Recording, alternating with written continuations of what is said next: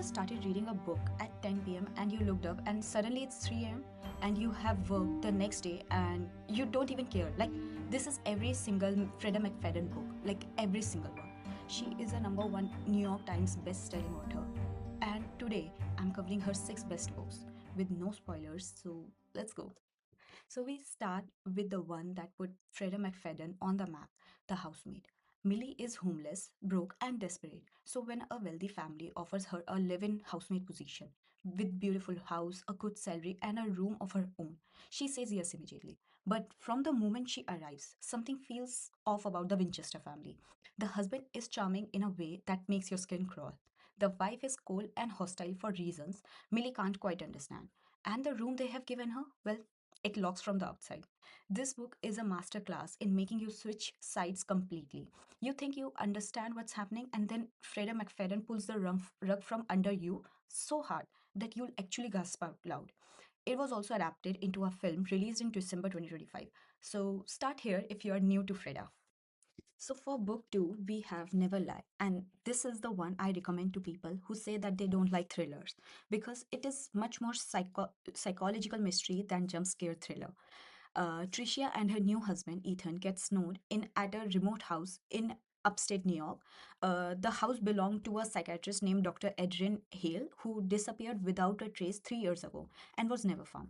While trapped inside, Tricia discovers a hidden room full of old cassette tapes, recording of every single one of Dr. Hale's therapy sessions, and she starts listening. What she hears slowly unravels everything, like about Dr. Hale's patients, about the truth of her, like what happened to her, and eventually terrifying about the people closer to Tricia herself. The dual timeline in this book is so cleverly constructed. You think you are just listening to the old therapy tapes, but you are not. You are being set up, and it is so brilliant. So, Locked Doors is my personal favorite, and I need you to understand why.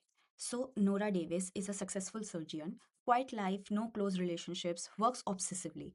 Nobody knows her secret. That when she was 11 years old, she discovered her father was a serial killer. While she was upstairs doing her homework, he was in the basement.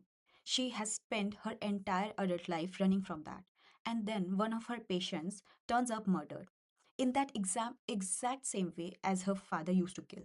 Someone knows who she is. Someone is recreating her father's crimes. And somehow it all keeps posting back to Nora. What I love about this book is the question and its core, like, can you outrun what's in your blood? Are we shaped by our past in ways we can't escape?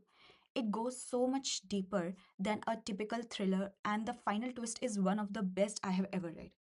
The short chapters will eat your entire night, and you will not sleep. Trust me.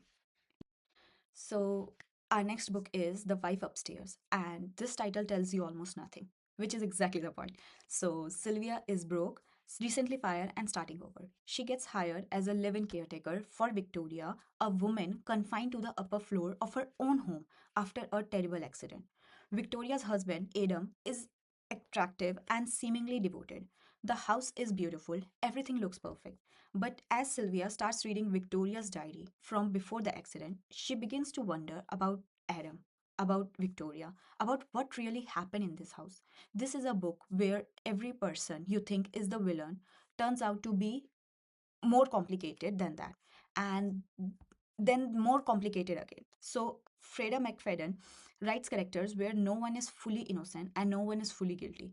And the final twist completely flips who you think is the victim. So do read this book also. Our next book is The Boyfriend, and this one is terrifying relevant to modern life. Sydney is in her 30s, dating using an app, looking for something real. A disastrous first date, a rescue by a charming, handsome stranger, and then a news story. There is a serial killer targeting women through a dating app, the man who just swept in to save her, the man she's starting to trust. This book alternates between Sydney in the present and a teenage boy in the past. And watching those two storylines slowly, inevitably move towards each other in is genuinely unsettling. Like, it asks the question every person who has ever dated a stranger has thought and pushed away. What what do I actually know about this person? The twist in this one is the one I did not see coming.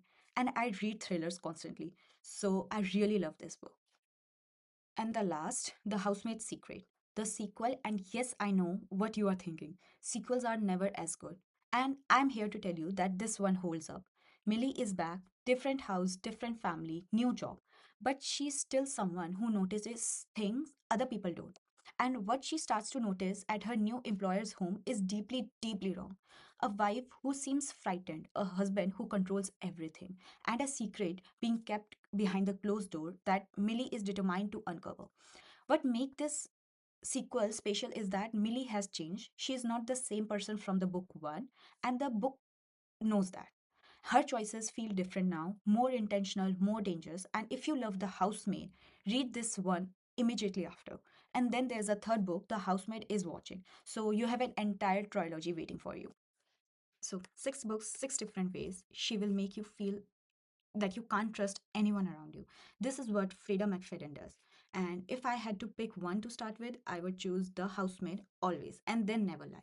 Tell me in the comments, have you read any of these? Which twist got you the most? And if you have a Freida McFadden book I haven't covered that you think I need to read, drop it below.